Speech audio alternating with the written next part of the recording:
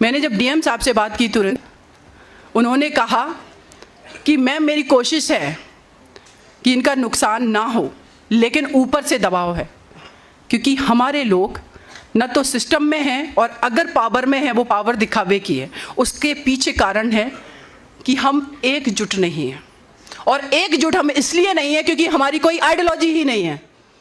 कभी हम बात करते हैं बुद्ध की तो कभी हम बात करते हैं लवकुश की। हो सकता है मेरे भाई बहुत लोगों को खराब लगे, और मैं कहना चाहती हूं अगर मुझ पर विश्वास है, अगर अपनी बहन को आपने यहां पर बुलाया है तो इस पर विश्वास रखना।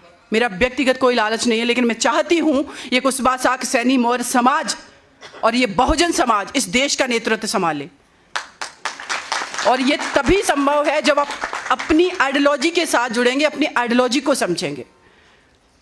मोतीलाल कुशवाहा भाई साहब जो हैं, उनसे जब मेरी कल बात हुई डीएम के यहाँ से, जब वो बुलडोजर पहुँचा, आपको पता है अगर हम यूनाइट होकर के वहाँ पर 2000 की संख्या में भी होते और हम दमखम से पावर में बैठे होते, इनकी हिम्मत थी कि वो उनका जाकर के स्टेज गिरा लेते।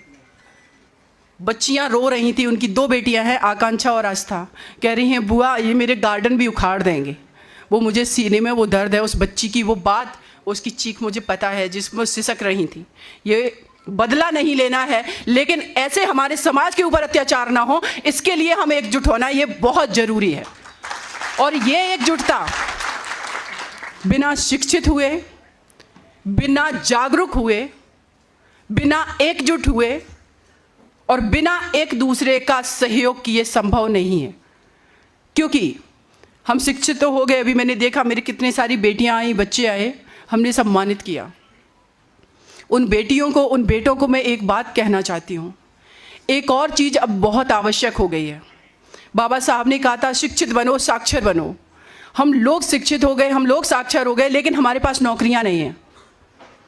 नौकरियां इसलिए नहीं हैं क्योंकि संसाधन सीमित है, उसी में नौकरियां देनी है, संख्या निरंतर बढ़ रही है। तो आपके पास ऑप्शन क्या है? आप जागरूक बनो। शिक्षित तो मैं भी थी, और शिक्षित बहुत सारे इस देश में वकील भी हैं। मेरे एरिया में मेरे बाद बहुत सारी बेटियों ने भी LLB की है। लेकिन अगर मैं जागरूक नहीं होती, अगर मुझे एक्सपोजर नहीं मिलता, अगर मेरे पास जो 10th 12th ग्रेजुएशन या LLB का जो डिग्री थी, वो डिग्री मात्र से सीमा सुप्रीम कोर्ट में पहुंच करके निर्भया के अपराधियों को फांसी नहीं दिला पाई। वो फांसी इसलिए दिला पाई क्योंकि मैं समाज से लड़ी, मैं सिस्टम से लड़ी। जैसे कि मेरे सिविल जज भाई ने अभी बताया ना कि दीदी ने इतने लोगों को पीटा। मैं क्यों पीटूंगी भाई किसी को?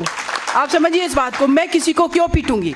लेकिन जब मैं साइकिल से निकल रही और कोई लड़का अगर कमेंटबाजी कर रहा तो उतर के एक थप्पड़ लगाया, उसको ये एहसास कराया कि ये बेटी पढ़ने जा रही है, ये गलत नहीं कर रही, ये गलत तुम कर रहे हो। और गलत करने वाला, एक चीज आप याद रखना, चाहे वो पुरुष समाज हो, चाहे वो मठाधीश समाज हो, चाहे सत्ता के किसी भी पद पर बैठा व्यक्ति हो, कोई भी व्यक्ति हो, उससे भिड़ जाना, ये क्रांति अपने अंदर पैदा करना, ये बहुत जरूरी है।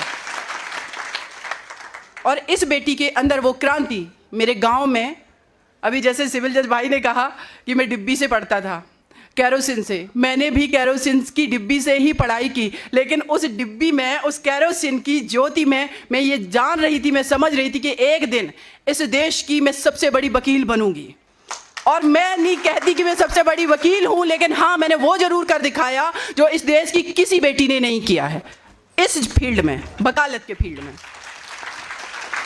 और आगे जहां भी रहूंगी वो काम करूंगी। सामाजिक अगर क्रांति की बात करें, इस देश के अंदर जिस तरीके से जातियों में इस देश को बांट दिया गया, बहुजन आबादी को 6776 जातियां, 1989 से पहले इन जातियों में ना कोई विधायक बना था, ना कोई सांसद बना था। इसका श्रेय आप लोग किसको देना चाहेंगे? मैं किसी आज पॉलिटिकल व्यक्ति की बात नहीं कर रही हूँ, मैं एक सामाजिक मसीहा की बात कर रही हूँ। ये श्रेय जाता है मानवर साहब कांसी राम जी को, उनके आंदोलन को, उसके वजह से, क्योंकि उन्होंने जब मंडल कमीशन की बात आई, मंडल कमीशन, BP मंडल की हम भले ही बात कर लें, BP मंडल के जो उनके नाम से बना, बीपी सिंह की बात करें, उनका शासनकाल था, वो प्रधानमंत्री थे। अगर महानवर साहब जी ने वो आंदोलन नहीं किए होते, अगर बाबा साहब ने ओबीसी के लिए आर्टिकल 340 का प्रावधान संविधान में नहीं किया होता, आप ये 27% रिजर्वेशन ले नहीं पाते। वो रिजर्वेशन आपको बाबा साहब के वजह से मिला। वो रिजर्वेशन मानवर साहब के खून पसीने की कमाई से गलियों में घूम करके इस ओबीसी, एससी, एसटी, माइनॉरिटी पूरे समाज को एकजुट कर दिया उन्होंने, तब जाकर के आपके अधिकार की बात हुई। और जैसे ही हम लोग थोड़े से बिखरे, ये बहुजन आबादी थोड़ी सी अलग हुई, जो पॉलिटिकल पार्टियां पहले से सत्ता में बैठी थी, उनको लगा कि इस देश की तो बहुजन आबादी एकजुट हो रही है, मानवर साहब कांसीराम जी ने कर क्या दिया। उन्होंने क्या किया, अपने लोगों को लालच देना शुरू किया। आइए आपको हम डमी मिनिस्टर बनाएंगे। डमी मिनिस्टर का आप ये मंत्री हैं, ये सांसद हैं, लेकिन आपका लेटर पैड उन मुखियाओं के हाथ में रहेगा जो पार्टी चला रहे हैं, और आपको पता भी नहीं रहेगा आपके लेटर हेड पर आपके सिग्नेचर से काम उनके होते हैं, ना कि हमारे। ये इस शासन सत्ता की रियलिटी है। मैं बहुत छोटे से गांव से आती हूँ, लेकिन मेरा संघर्ष, मेरे पिताजी भी मुखिया थे, मेरे पापा भी किसी पॉलिटिकल पार्टी से बिलोंग करते थे, लेकिन ये अपना संघर्ष करते करते मैं बहुत सारी चीज़ों को समझ पाई कि हमारे लोगों के लिए काम क्यों नहीं हो पाता। उसका कारण ये है क्योंकि हम यूनाइट नहीं हैं। और एक और चीज़ साथ में बात, कि इस देश के अंदर कभी भी किसी भी एक समाज ने कोई राजनीतिक पार्टी नहीं बनाई है। आप सामाजिक रूप से एकत्रित होकर के सामाजिक संगठन चला सकते हैं, लेकिन अगर आपको राजनीतिक भागीदारी सुनिश्चित करनी है, अगर राजनीतिक भागीदारी चाहिए, तो आपको अपने समाज के साथ उस समाज को जोड़ना होगा जो समाज आपके साथ तन मन धन से जुड़ सकता है, जो आपकी आइडियोलॉजी के साथ जुड़ सकता है। और इसीलिए मानवर साहब कांसीराम जी ने जब ये बहुजन समाज पार्टी बनी, तो उसके साथ इस देश का माइनॉरिटी जुड़ा, उनके साथ इस देश का कुशवाहा, सैनी, ओबीसी की हजारों जातियां जुड़ गईं, और उन्होंने वो करके दिखा दिया।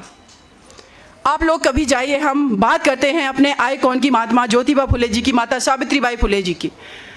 पूरे भारत की मैं बात कर रही हूँ। अगर सबसे अच्छा स्टैचू कहीं बना है तो आप लोगों को देखना है ना, तो जितने मेरे भाई गए हैं लखनऊ में परिवर्तन चौक के पास, आप अंबेडकर पार्क में चले जाइए, बीचों बीच बहन सुश्री कुमारी मायावती जी ने किसकी मूर्ति बनवाई है?